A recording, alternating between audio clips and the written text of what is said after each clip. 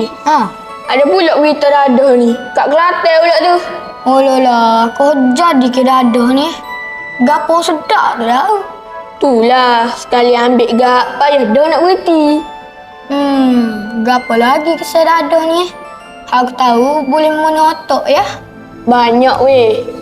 Mari aku bawa kamu tengok apa lagi kesal buruk dadah ni pada manusia. Dadah ni, dia kita ambil gak, buat pemikiran kita jadi tak fokus. Buat jadi tak selera makan, tubuh pula jadi kuh kering. Supamu ni layu seri. Kecil molek sikit, lepas tu mun ayat aku ambil dadah. Hehehe. Dok. Gerak je.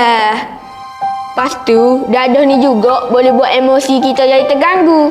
Jadi mudah nak marah, takut, lepas tu kemurungan. Oh, banyak juga kesal dadah ni deh.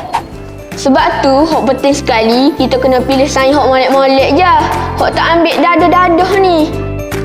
Ya sains sobat semua, jangan bersenangkan hidup anda dengan dadah. Kami, orang Kelantan, katakan tidur pada dadah.